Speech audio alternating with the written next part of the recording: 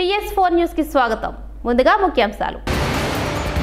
కృష్ణుడే మొదటి రాయబారి, సుప్రీంకోర్టు ఆసక్తికరమైన వ్యాఖ్యలు. ఏపీలో ఉచిత బస్సు ప్రయాణంపై మార్గదర్శకాలు జారీ. తిరుమల శ్రీవారిని దర్శించుకున్న పలువురు ప్రముఖులు.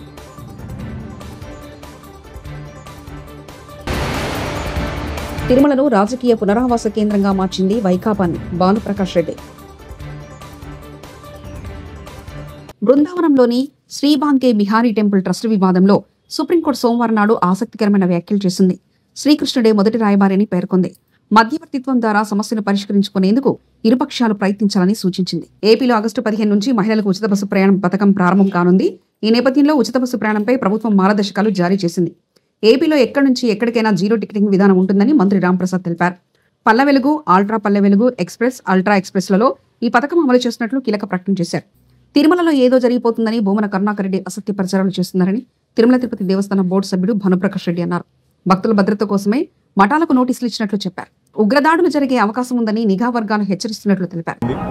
అందులో భాగంగా 2 అంచెల భద్రత, 3 అంచెల భద్రత కల్పిస్తూ ఆలయంతో పాటు ఇక్కడ వస్తున్నటువంటి భక్తుల భద్రత కూడా బాధ్యత టీటీడీ మీద, పోలీస్ మీద, ప్రభుత్వం మీద ఉంటుంది.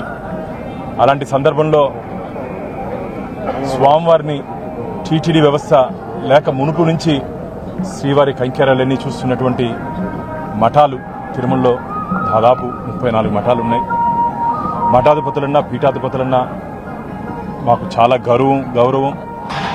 కానీ నిన్న భూమన కరుణాకర్ రెడ్డి గారు, మాజీ టీటీడీ చైర్మన్, పొంతన లేని మాటలు మాట్లాడుతూ అబద్ధాలు చెబుతూ మేము మఠంలో వస్తున్నటువంటి భక్తులకి ఏ విధంగా టీటీడీ గెస్ట్ హౌస్లో, టీటీడీ అలాట్మెంట్లో మనం ఆధార్ కార్డులు తీసుకుంటాము, భద్రతా దృష్ట్యా ఆ విధంగా మఠంలో వస్తున్నటువంటి భక్తులకు కూడా ఆధార్ కార్డులు తీసుకొని వారి వివరాలు తీసుకోవాలని చెప్పి, అలాగే సీసీ కెమెరా మఠం ముందు ఎవరు వస్తున్నారో ఎవరు వెళ్తున్నారో సీసీ కెమెరా ఒకటి ఇన్స్టాల్ చేసుకుంటే మంచిదని, అలాగే 2-3 మార్గాలు కాకుండా ఏదో ఒక దారిలోనే వచ్చి వెళ్లేది వ్యవస్థ చేసుకుంటే బాగుంటుందని చెప్పి నిన్న వారికి మఠంలో ఉన్నటువంటి నిర్వాహకులకి మేము ఒక సూచన ఇవ్వడం జరిగింది. ఇది సూచన, నోటీసు. దాన్ని ఈయనేదో హిందూ మతం మీద దాడి, మఠాల మీద దాడి అని చెప్పి వారు మాట్లాడడాన్ని నేను తీవ్రంగా ఖండిస్తున్నాను. మీరున్నప్పుడు 2019 నుంచి 2024 వరకు తిరుమలని ధార్మిక క్షేత్రాన్ని ధనార్జన క్షేత్రంగా చేసింది మీరు, ధార్మిక క్షేత్రాన్ని రాజకీయ పునరావాస కేంద్రంగా చేసింది మీరే ఈరోజు మఠాల గురించి, హిందూ ధర్మం గురించి మాట్లాడేది. మీరు మాట్లాడుతుంటే దెయ్యాలు వేదాల వల్ల ఇచ్చినట్టుంది. ఇది తిరుమల రాజకీయాలు ప్రస్తావించకూడదు కాబట్టి నేను వారిని కరుణాకర్ రెడ్డి గారికి చెప్తున్నా, ఏదో ఒక అంశంలో వారు ఏమీ లేకపోయినప్పటికీ ఏదో ఇక్కడ జరిగిపోతోందని చెప్పి ఒక అసత్య అబద్ధపు ప్రచారాన్ని తీసుకుని వస్తున్నారు. అసలు ఆలయానికే భద్రత ఉంది కరుణాకర్ రెడ్డి గారు. మీరు ఒకసారి చూడండి, ఆలయం పైన ఒకసారి చూడండి, మొత్తం లోపల గాని పైన గాని ముందర గాని మహద్వారం దగ్గర గాని ఆలయం. తిరుమల శ్రీవారిని రాష్ట్ర మంత్రి కొలుసు పార్థసారథి దర్శించుకున్నారు. వీఐపీ ప్రారంభ విరామ దర్శన సమయంలో ఆయన తన కుటుంబ సభ్యులతో కలిసి స్వామివారి సేవలో పాల్గొన్నారు. తొలుత తిరుమల తిరుపతి దేవస్థాన అధికారులు ఆయనకు ఘనస్వాగతం పలికి దర్శన ఏర్పాట్లు చేశారు. అనంతరం ఆలయంలోకి వెళ్లిన మంత్రి పార్థసారథి స్వామివారిని దర్శించుకున్నారు. దర్శనానంతరం రంగనాయకుల మండపంలో పండితులు వారికి వేద ఆశీర్వచనం చేసి స్వామివారి తీర్థ ప్రసాదాలు అందజేశారు. ఈ సందర్భంగా మంత్రి మాట్లాడుతూ భగవంతుని ఆశీస్సులతో రాష్ట్రంలోని అన్ని రిజర్వాయర్లు జలకలను సంతరించుకున్నాయని తెలిపారు. వర్షాలు సమృద్ధిగా కురిసి వ్యవసాయం, పాడి పంటలు పండాలని విజన్ 2047 స్వర్ణాంధ్ర రాష్ట్ర అభివృద్ధి కోసం కష్టపడుతున్న సీఎం చంద్రబాబు ఆలోచనలో నెరవేరాలని స్వామివారిని వేడుకున్నట్లు మంత్రి చెప్పారు. మరోవైపు ఒడిశా గవర్నర్ కంబంపాటి హరిబాబు, కర్ణాటక గవర్నర్ దావర్ చంద్ గెహ్లోట్ వేర్వేరుగా స్వామివారిని దర్శించుకున్నారు. ముఖ్యమంత్రి చంద్రబాబు నాయుడు గారి ఆలోచనలు ఏదైతే ఉన్నాయో, విజన్ 47 కానివ్వండి, స్వర్ణాంధ్ర కానివ్వండి, లేదా రాష్ట్రంలో ఆయన రాష్ట్ర అభివృద్ధి కోసం, రాష్ట్రంలో యువత కోసం ఏదైతే ఆయన కష్టపడతా ఉన్నాడో వాటన్నిటికి కూడా మంచి ఫలితాలు ఇవ్వాలని చెప్పేసి భగవంతుని కోరుకున్నాను. అదేవిధంగా రాష్ట్రంలో ఎక్కడ కూడా విద్వేషాలు ప్రజ్వరిల్లకుండా, ఎవరు దాన్ని విద్వేషాలు రగిల్చాలని చెప్పేసి ప్రయత్నం చేసినా కూడా అటువంటి ప్రయత్నాలన్నింటినీ కూడా భగవంతుడు అనగదొక్కాయాలని చెప్పేసి ప్రజలందరూ కూడా మంచి శాంతియుత వాతావరణంలో వారి వారి కుటుంబాలు చల్లగా ఉండాలని చెప్పేసి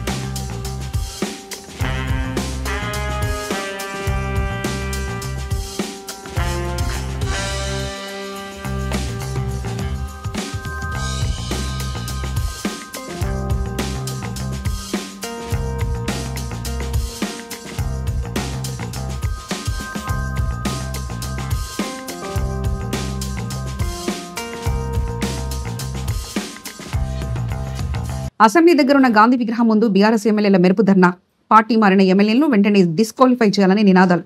సుప్రీంకోర్టు ఆదేశాల ప్రకారం ఫిరాయింపు ఎమ్మెల్యేల విషయంలో త్వరగా నిర్ణయం తీసుకోవాలని స్పీకర్ను కోరాలని వచ్చిన ఎమ్మెల్యేలు స్పీకర్ అందుబాటులో లేకపోవడంతో అసెంబ్లీ ఆవరణలో గాంధీ విగ్రహానికి వినతి పత్రం ఇచ్చారు బీఆర్ఎస్ ఎమ్మెల్యేలు.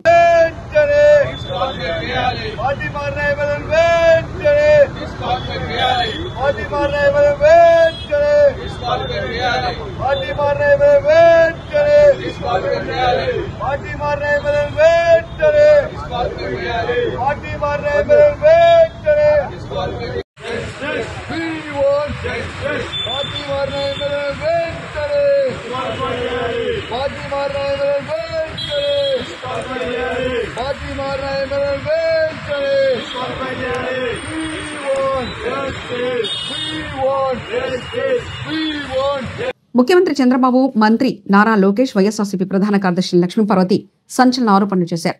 ముఖ్యమంత్రి పదవి కోసం లోకేష్ ఇంట్లో గొడవ చేస్తున్నారని అన్నారు. ఇదే సమయంలో తనని మించిన అవినీతిలో లోకేష్ మునిగిపోయారని విమర్శలు చేశారు. భయంకరమైన కుట్రలకు చంద్రబాబు ఆద్యుడని చెప్పుకొచ్చారు.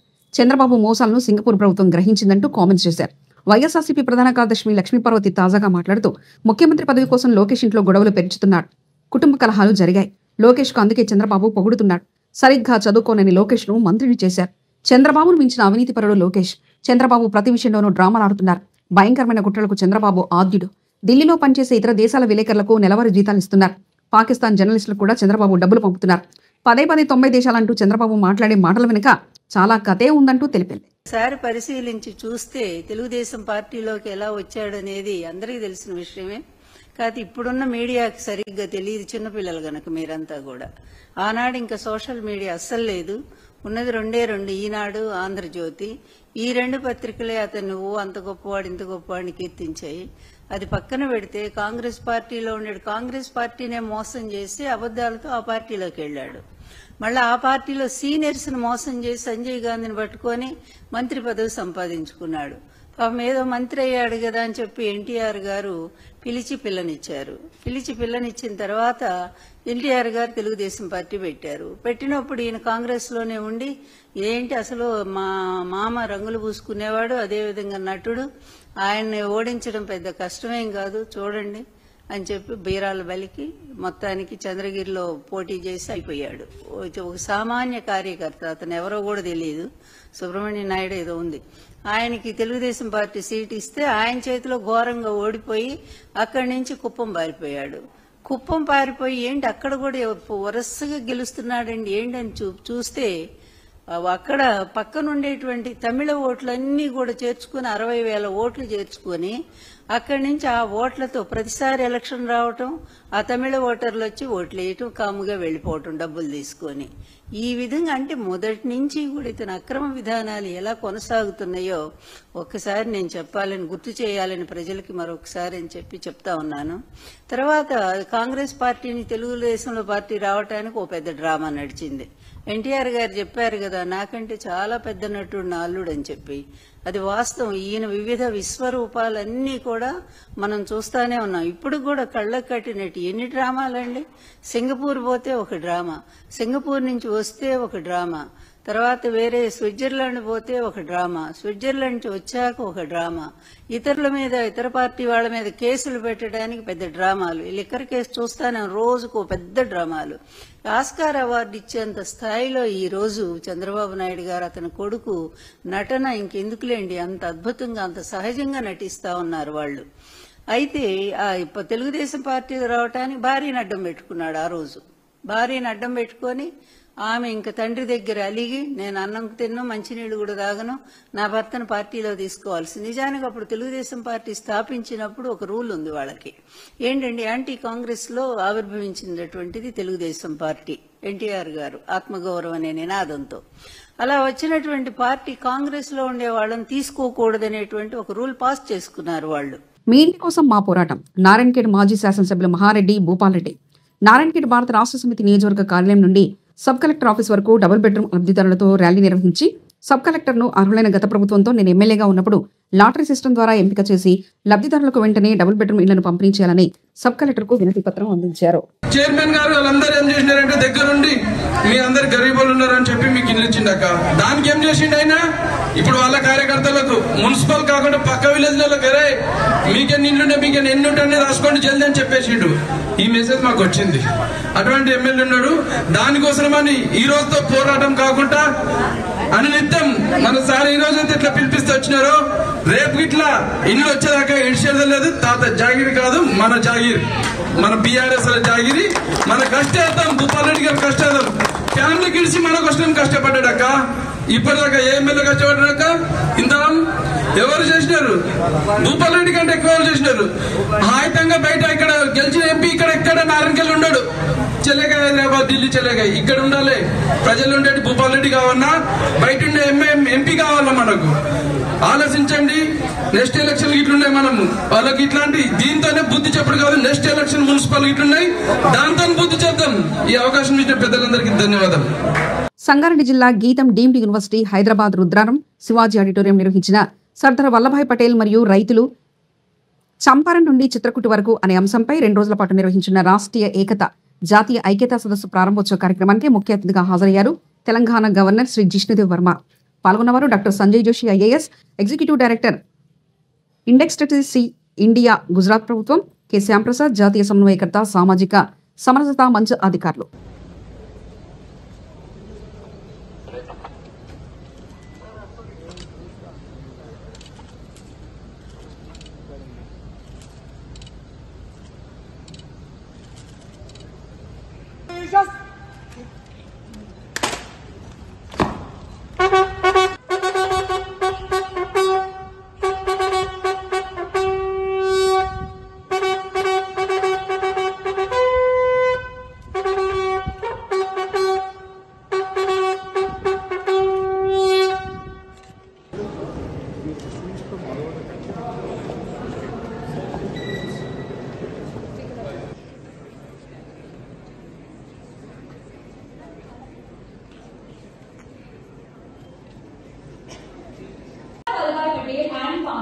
From Champaran to Chitrakoot. All designed Geetam School of Humanities and Social Sciences, Hyderabad campus, in collaboration with ICSR, New Delhi. Of inviting our esteemed dignitaries onto the dais. I request all the audience to remain seated and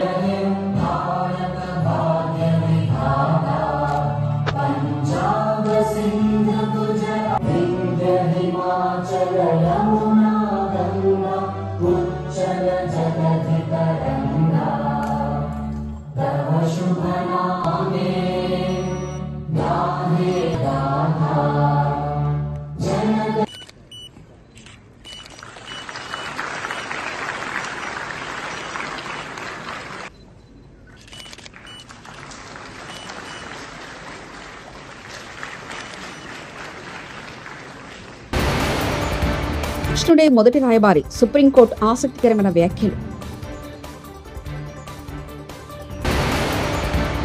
ఏపీలో ఉచిత bus ప్రయాణంపై మార్గదర్శకాలు జారీ.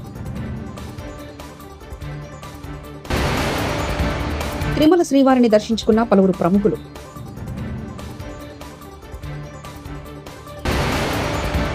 తిరుమలను రాజకీయ పునరావాస కేంద్రంగా మార్చింది వైకాపాని భానుప్రకాష్ రెడ్డి.